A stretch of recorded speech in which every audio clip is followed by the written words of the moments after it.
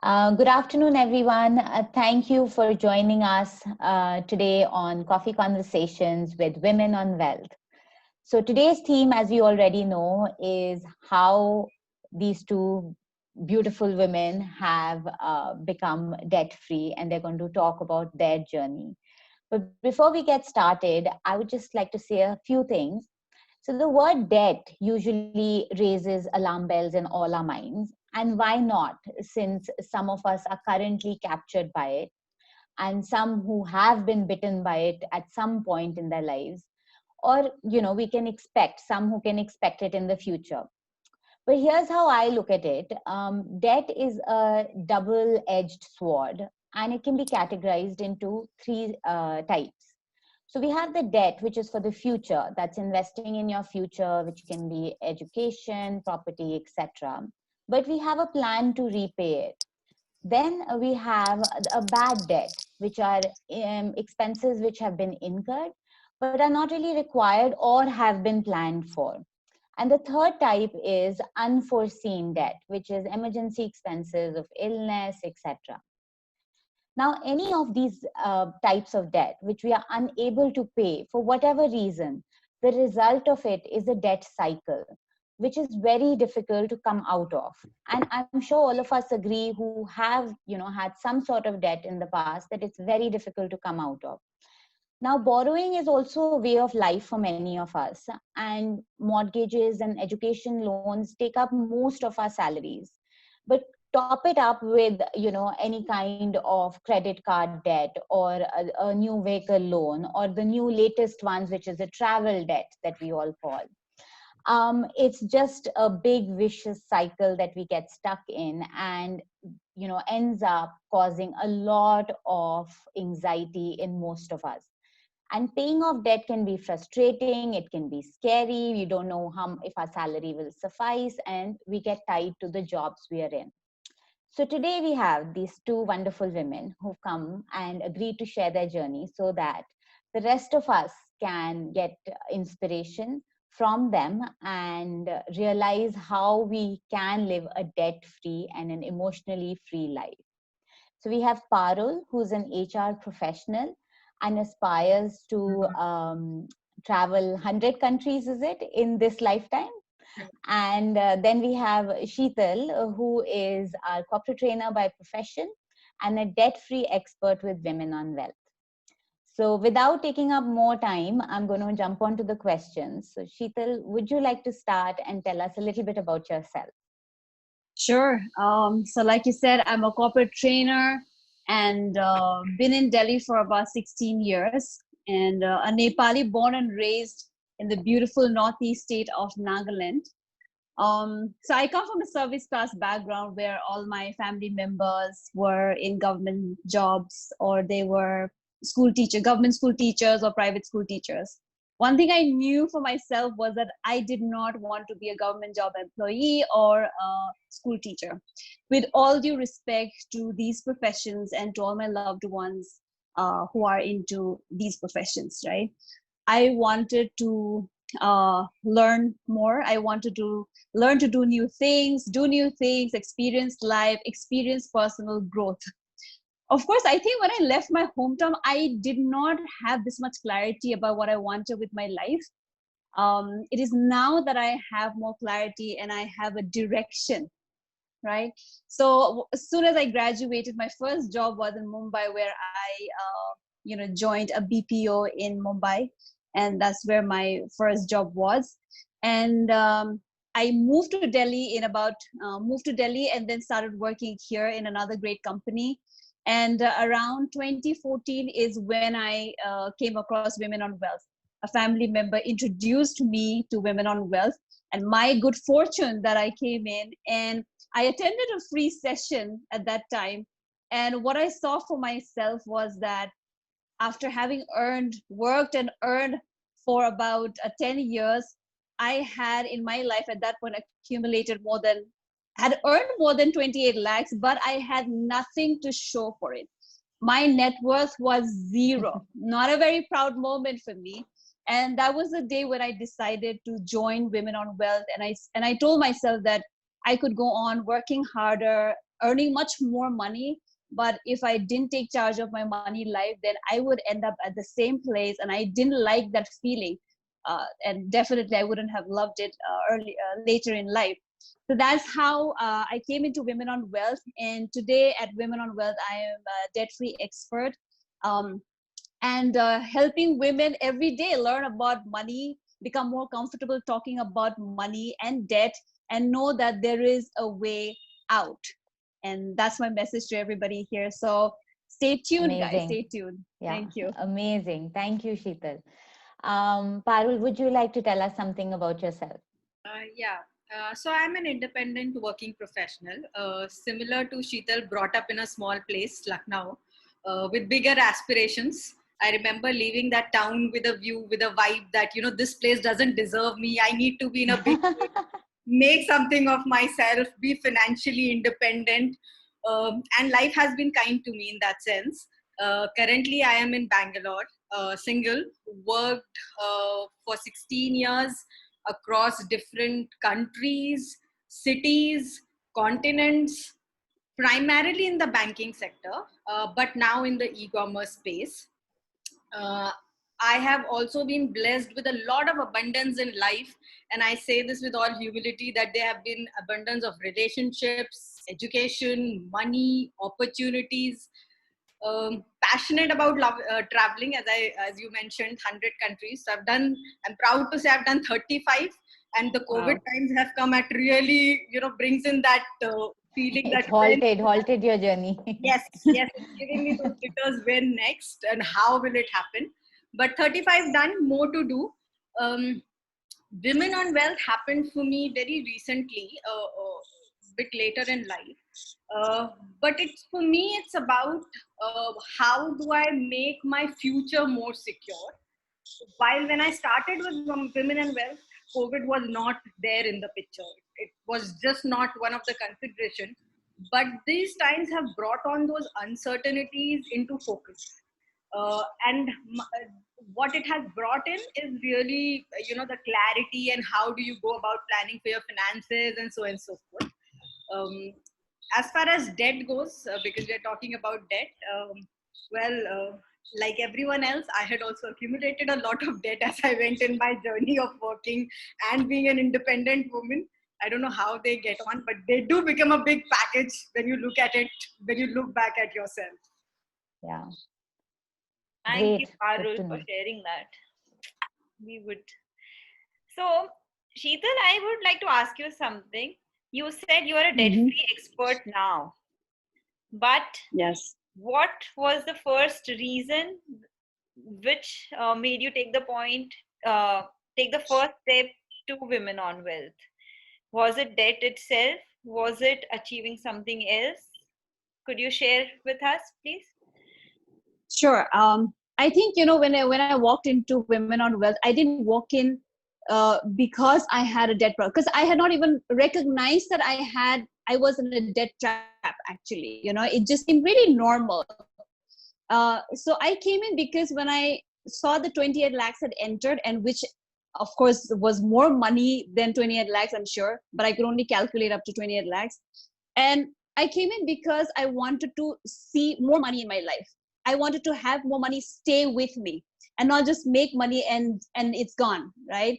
And that's why I had come, because I wanted to see more money staying with me now and for my financial future.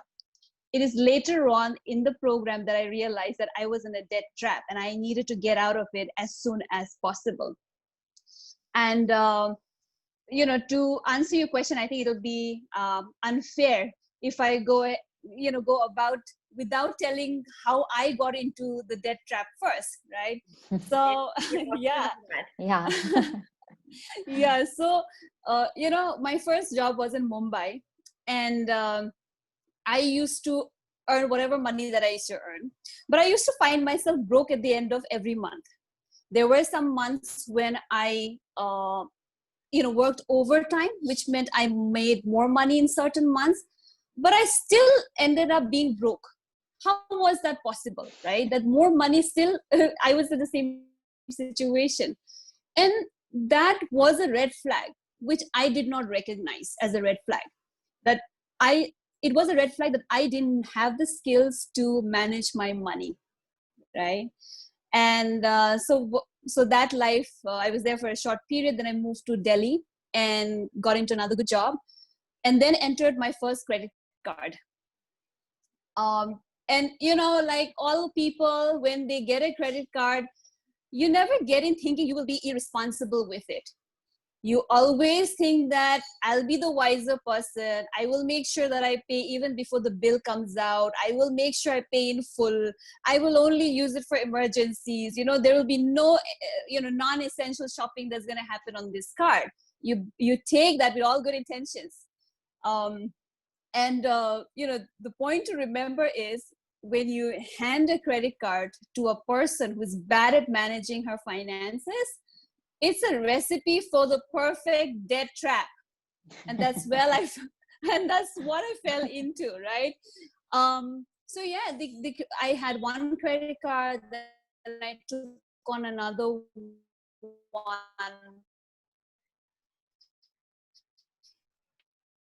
And I think we're having a little bit of soon network enough, issue but there. then I got it. Well, okay. So I'm just gonna wait and give me feedback if you're able to hear me right now. We can You now. can? Yeah. Okay, great. So I was saying that, I had one credit card, then I went on to 2 credit cards, and slowly I started to not be able to manage it well. Every month I saw that I was paying a huge chunk towards trying to pay it off, but not being able to pay it off fully, And then there was this one time when my dear friend gave me a wonderful advice. She said, Sheetal, what you could do is, if you want to get out of this trouble, you max out your credit card, then you don't pay your bills for a couple of months. Then what will happen is the banks will start to negotiate with you, because they want their money back, right? And when they negotiate, you tell them stories that life is difficult, and that, and then, when you tell them these stories, after a couple of months, they will waive off the interest and charges, and then you'll pay a lesser amount. That sounded like a brilliant plan to me. And I also remember that I went out. I hope that, sorry to cut you, but I do hope that your friend has joined the course after. And you did bring her on board with you to show her the other side. Yeah, I've been trying. So yeah, and I also remember that I went out and made another big purchase, because now I had a brilliant plan. So all that happened, and 2 credit cards I eventually, but the embarrassment for me, for one, because I was living next door to a dear friend of mine, and I was scared. What if she gets to know my reality, that I was not able to manage my money, that I was in trouble? And because then these bank guys will call me, right? I will try and avoid them, or some days I will take the calls. I also had them come to my house, because now they're trying to track you to get their money, right? So that also happens, and that happened with me. Not a very proud moment, but yes, that happened. And when my family member introduced me to Women on Wealth, I came in to be able to manage and grow my money. But the first problem I resolved to solve was to get out of this debt. I also had some friendly personal loans, 2,000 idhar, kahin 5,000 idhar, like that, which also I wasn't paying off. And so within 2.5 months of the Money Gym program, it's like this, my personal finance mastery program, I like to call it. I became debt free within that program. And what helped me really come out of the debt was that I found a mentor. I needed help, right? I found a mentor, because if I knew to do this myself, I would have never gotten myself in this position in the first place. So having a mentor who then pushed me into following a plan, right? That really helped to ensure that I come out of this. And number 3 is, for the first time in my life, I wrote down my financial goals. Because, when you don't have financial goals, it doesn't matter whether you have money or you don't, whether you are in debt or out of debt, right? It doesn't matter. So writing down the goals really helped me. And this I definitely like to share, that on the last day of the program, Priyanka, as usual, she asked me, well, so what are you taking away? And, I told her, this feeling, Priyanka, that next month when I get my paycheck, I do not have to pay anybody. And it's a feeling that I had lost for many years. That's what I'm taking away. You're free. Yes. So that's been my journey, and that's how I got out of the debt and started to manage my money in a better way. Yeah. Amazing. Can you relate to any of that, Parul? Well, credit card part of it, but my journey has been slightly different. So I'm an MBA, and I don't know, things have changed now, but I remember we had a credit card company, I'll not name it, coming to our campus last year, the last semester, and actually giving us a credit card even before we started earning.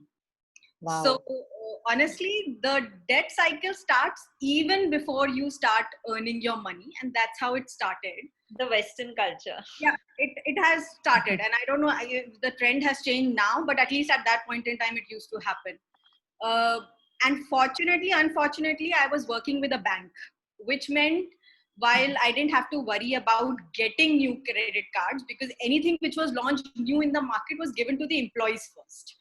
And like a typical MBA, I prided myself at one point in time that I had 10 credit cards. I'm not joking, 10 credit cards. Wow. Also, in sheer arrogance of things, it was a sense of pride that I could circulate money between those credit cards for 10 months without paying for even one of those cards.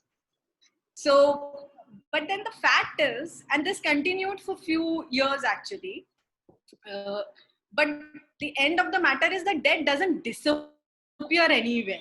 It's there, right? You may circulate the money, you may rotate it, but it's a lot of jugglery, right? Every month I had to keep a track, okay, which credit card to pay for. I was actually just thinking that how do you keep a track of which one has to be? You are talking to an Numbers MBA. then. Numbers 1, 2, 3, 4, 5.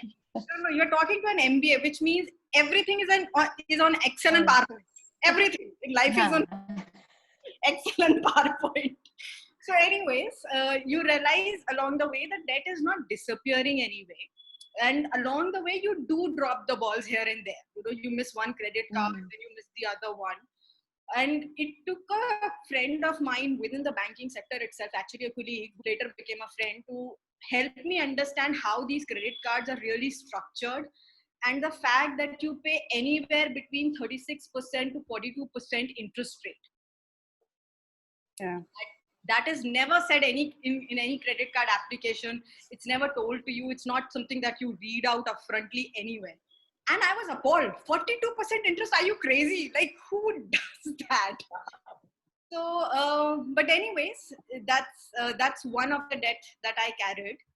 The other debt, which again, it's coming from the specific behaviors that we are taught very early in our lives.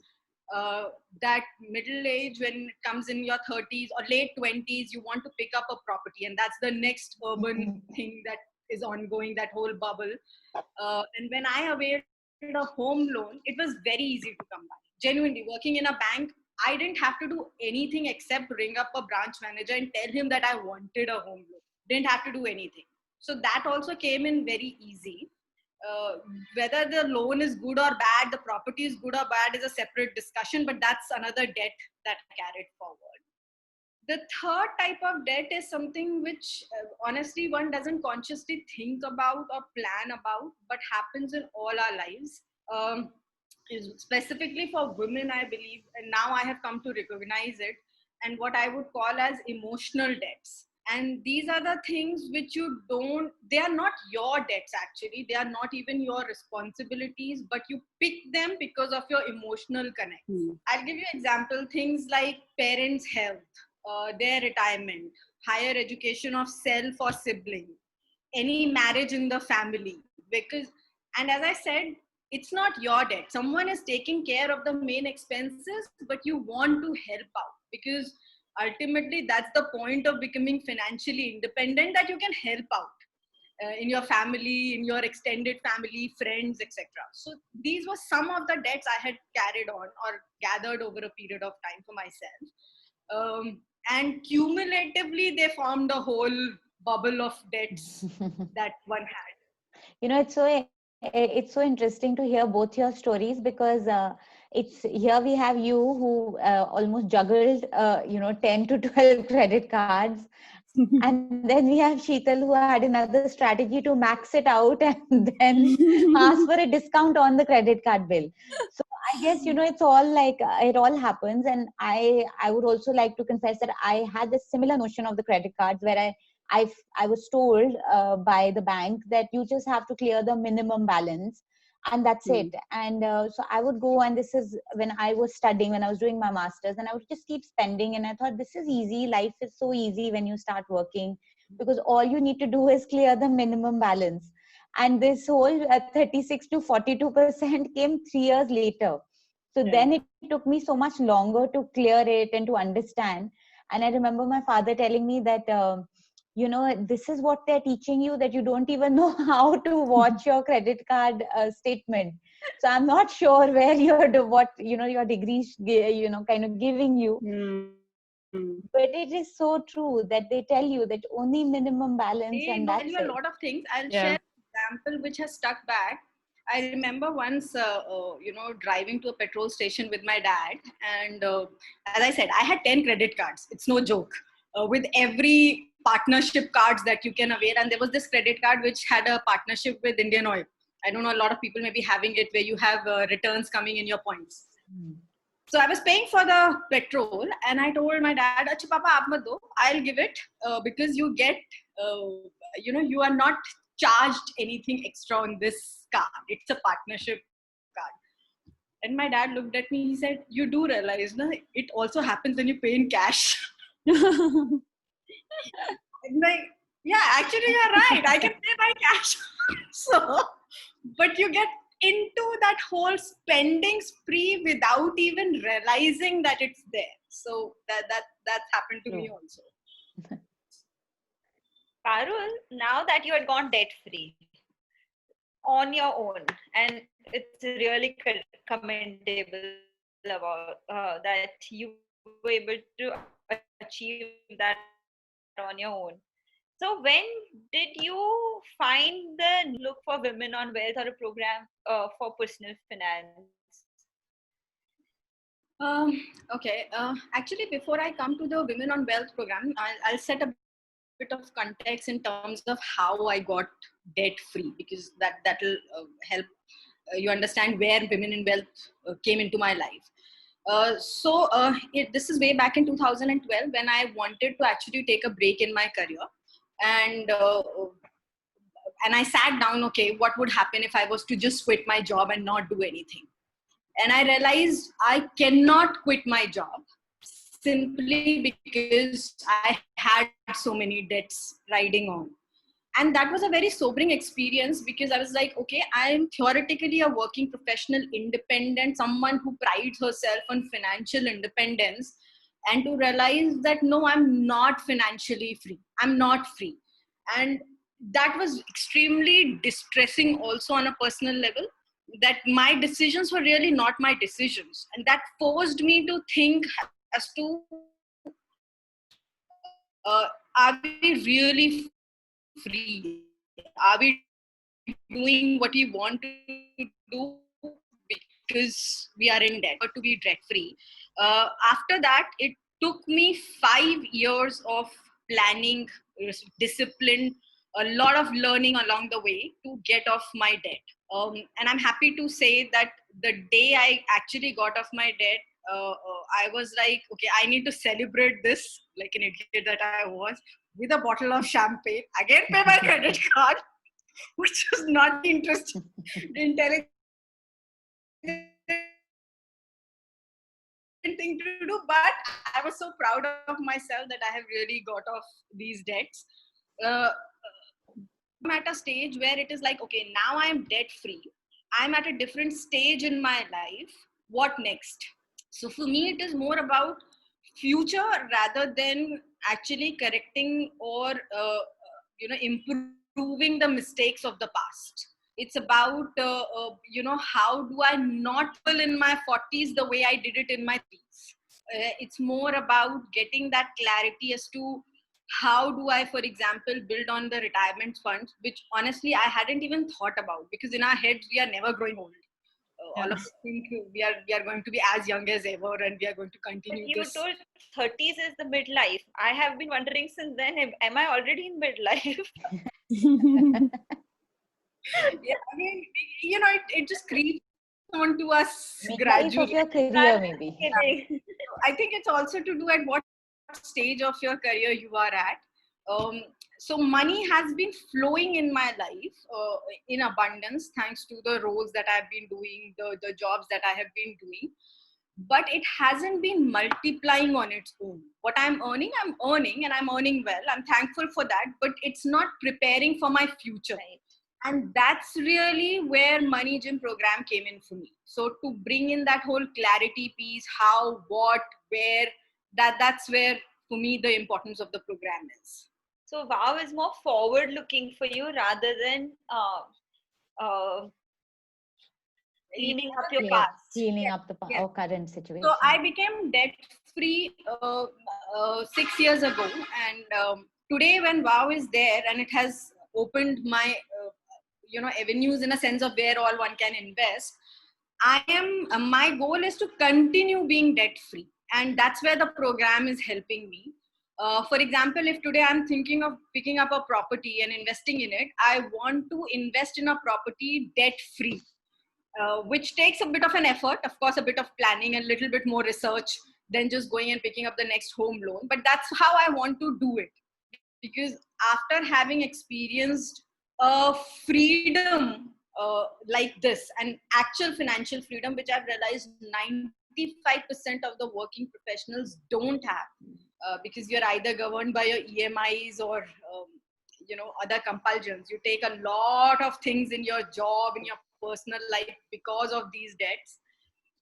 Having experienced that freedom once, I genuinely don't want to let go of this freedom ever, unless there are circumstances which are beyond my control and kind of have to do it. But yeah, consciously I don't want to do it. So just a quick, I think what I would like to also ask Parul is that how did you end up getting out of debt? I think that's a very key question here. I think everyone would like to know. I'll address the 3 debts that I had differently. So for credit card, it took me to sit with a friend of mine, as I said. He was a mentor in that sense of guiding me through the credit cycle. And getting off one card at a time, understanding how they are built, what their billing cycle is. I also remember sitting on a table and cutting off those cards, like one of those episodes from Friends, actually, the way the Rachel does, right? I mean, it was painful, but I actually cut off some of my credit cards like that. But I think what was very helpful for me at that point in time was not just paying off the money completely, but also doing it in a way that it doesn't screw up your credit score, which a lot of people do not realize that as you go along, your credit score plays an important role in your financial history. It's now becoming popular in India, although it has been around for 20 odd years. But as I said, working in a bank came with its privileges. So that's the intelligent way of getting off credit card, when you pay off it completely on time, one card at a time, and kind of get them off. Today, I have only one credit card. That's for emergencies, and I'm very conscious about it. I have also taken on a credit card, which is a paid credit card, unlike a lot of players in the market, because I recognize the features that are more important to me, because no one looks at them when they are taking on the credit card. So that's on the credit card piece. The next happened the smaller debts that I carried forward, the emotional debts that I talked about, which was again one thing at a time. Because they were coming from friends and families, one could be slightly more relaxed around those pieces, unlike owing something to the financial institutions. The last one, and I'm very conscious when I say that, was the home loan piece. It was the easiest loan for me to get, easiest. And I remember I had taken a loan of around 40 lakhs with a period of 15 years period. And my goal was to get off this loan in 7 years time, which was just half the time frame. It was the most difficult loan to get off because you have to actually understand how the loans are structured. What most people don't realize is, for example, that you can go back and negotiate with your bank the rate of interest when RBI revises those rates. For example, if you would have read the news, RBI has recently revised a lot of rates. You can actually go back and talk to your bank in terms of revising either the period or the rate of interest that they're charging. So again, working in a bank kind of came in handy. So I went back and did those negotiations and kind of brought down that liability. Also, you need to understand is that a large part of your EMI is going towards only interest payment during the initial period, and very little actually goes towards the principal. Whereas the higher you pay towards your principal, the lesser your interest would become over a period of time, which most people don't realize unless you point it out. What you can do is actually start paying towards your principal year on year as an extra payment. And once you start doing that, naturally your interest would come down gradually. The trick over here, and that's where it would help to talk to someone who's actually doing that loan, is how much you can pay without attracting pre-closure charges. What's the max out limit that you can do? So that once that structure got sorted out in my head, after that it was sheer discipline, because at the end of the day, the money that is coming in is limited for all of us. I mean, in a sense of salary, right? So you have a fixed money only coming in every month and you have to manage everything together. After that, it was just self-discipline to ensure that you are paying towards that and getting off that home loan as soon as possible. It took me, I'm glad to say I was able to get off that loan in 7 years. Again, most difficult one to get off, but something which I am personally very proud of, because those years were really emotionally very difficult, from a place of moving from a place of abundance to feeling you have little cash on hand to spend, and with no credit cards at that point in time, because I had already cut off my credit cards by that time. So it's like, okay, I really am in a different stage in my career. Like, despite earning so much, I really don't have much money to spare. So yeah. Those were the emotional times. We learned a great lesson from you, Parul, how to deal with these things like home loans and stuff. Like, it's very insightful. Yeah, I think you gave what is required is the sheer discipline, as you said, and if anybody doesn't have discipline, I think for a person like me, this has been a place where I have learned to be disciplined with money. But yes, the picture, you were asking something. Yes, I was going to ask you that now that you were debt free, right? Yeah. What was your journey post that? I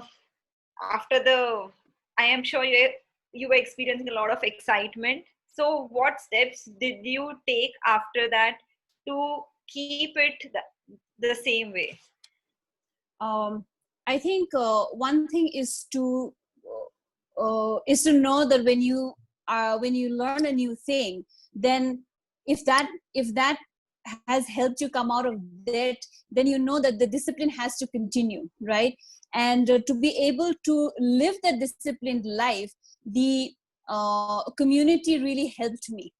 Okay, so sometime earlier we didn't really have the community; it was just getting built. And a lot of people also ask me about my journey with post, like you were saying, what's been the journey like post women becoming debt free. And for me, it was important that I now save and see my money grow, right? That I invest my time and energy into learning that. And inside of that, no doubt, this has been a place, the community has been a place where I have got the opportunity to learn.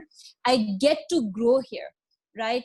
And when I say I get so many opportunities to grow. For example, I remember, because I do night shifts and I've been doing that for the last 16 years, thrice a week, we used to go, Priyanka, me, and another community member, Deepa. The three of us used to go every alternate day to our mentor, stock investor mentor, Neeru Tiwari's house, her office, and be there by 9:15 to see her trade in the stock market and how she's investing in the stock market, right? And I got an opportunity to learn that. And somebody else had also told me that there's money to be made in the stock, and it was really interesting for me to see how people are doing it firsthand, right? And seeing her live the life that she's been living. And then we went on to build the stock investing program, where we have a lot of community members enjoying the program, learning and becoming stock investors themselves, right? And because I have become debt free, along with me, my sisters have also become debt free. But where I come from, people, they still live in a lot of debt. As I speak today, as I share my journey with you guys today, I still have a lot of family members who are still in debt. And the debt that they take sometimes are very dangerous because they're clueless, right? I mean, they are paying 3% is minimum per month, 5%, 8%, 10% a month is what people are paying. They're taking more loans so that they can take care of the older loans. So this vicious cycle is continuing. And if people don't educate themselves and get out of this, it's going to get passed on to the next generation. That's how dangerous it is, right? And also, and because I come from Nagaland, where the communities are very close knit, we do a lot of community activities. There was one time in the program where one of the co-founders, he asked me, "So Sheetal, what is your purpose in life?" And I really went blank. I didn't know. But what I kept saying was, I want to do something for my community.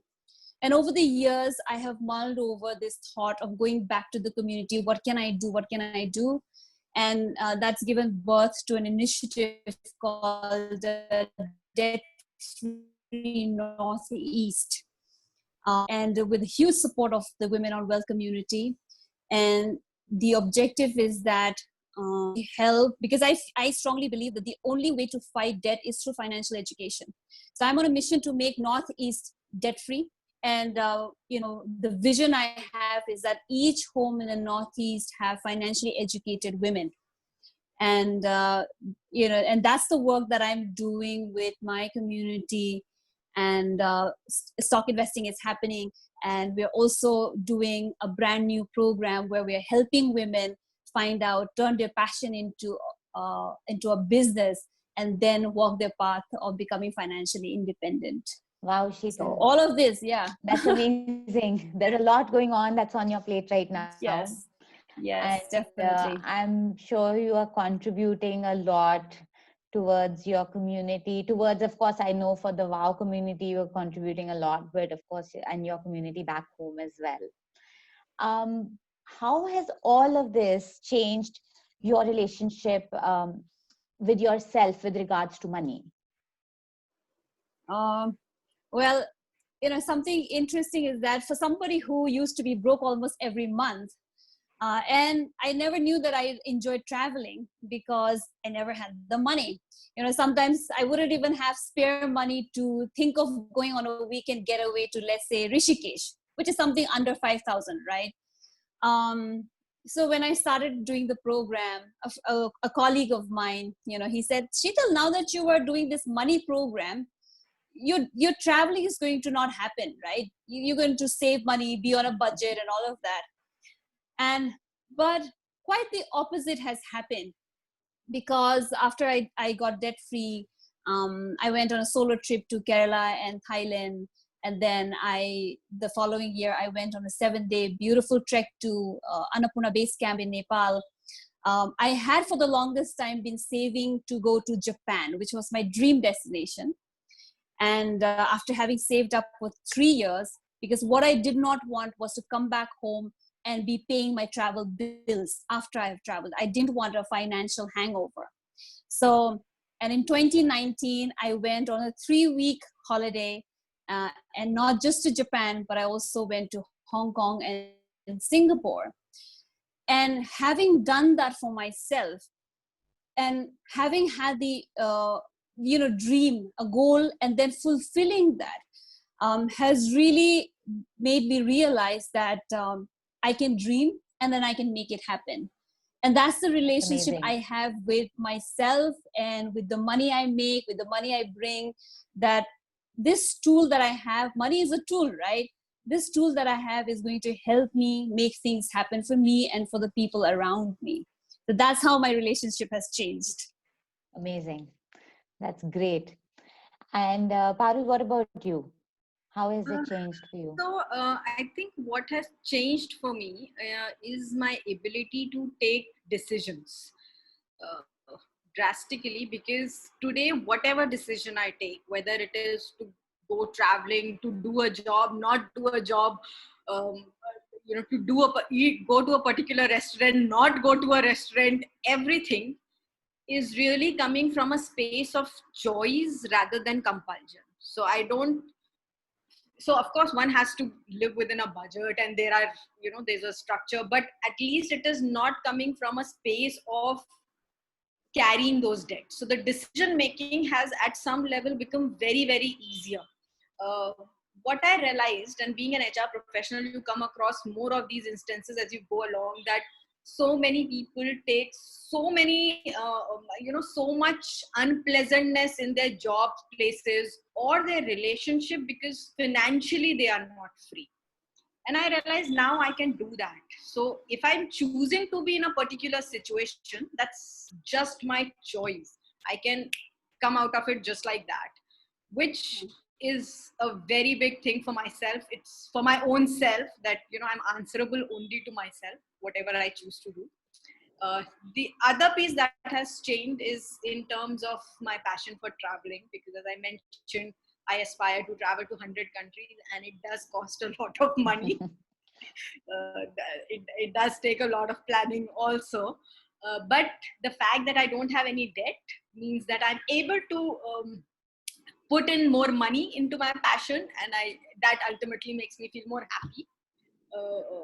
You're enjoying as you go along in this journey, and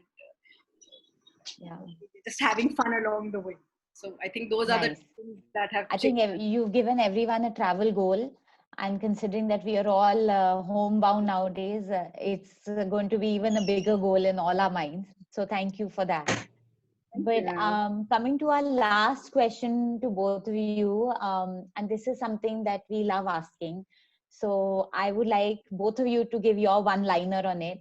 That what would be the financial advice you would give to your younger self? Not that we are saying, that we are older, but we're just saying that at the start of your career, what would be that one financial advice you'd like to give? I think I'll start with this.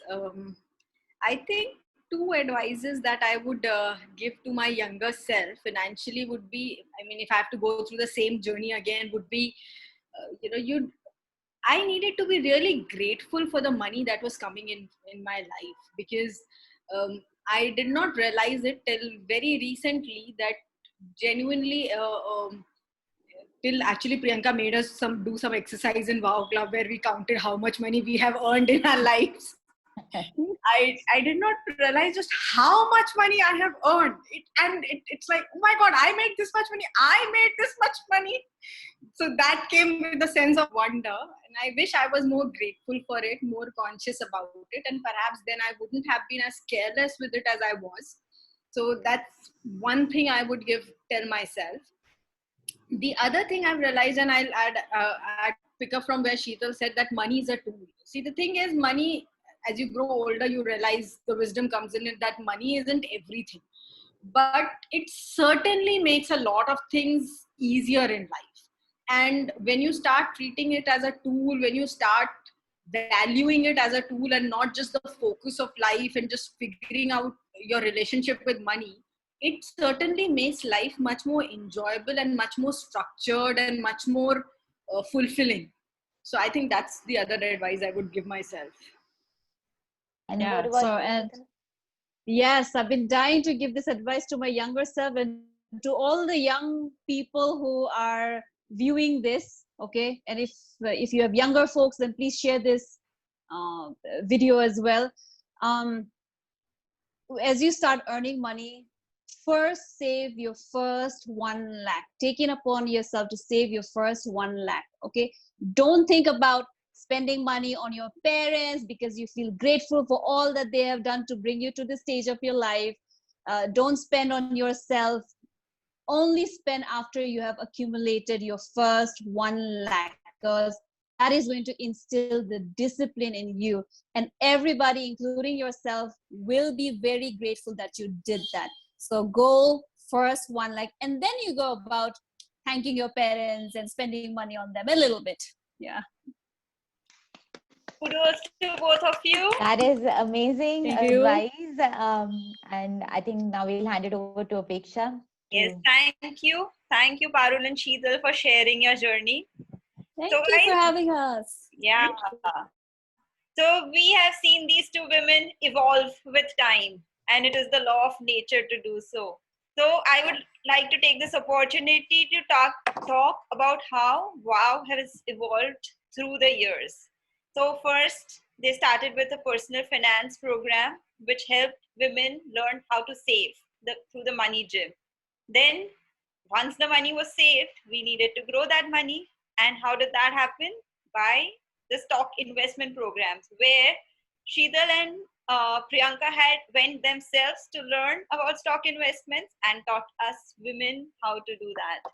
And then women were saving, growing, but somewhere they still required some help dealing with their personal relationships, especially with their husbands, how to talk about money. And there came money talks with husband that we heard in our previous episode, where Khushali and Veera were hosting.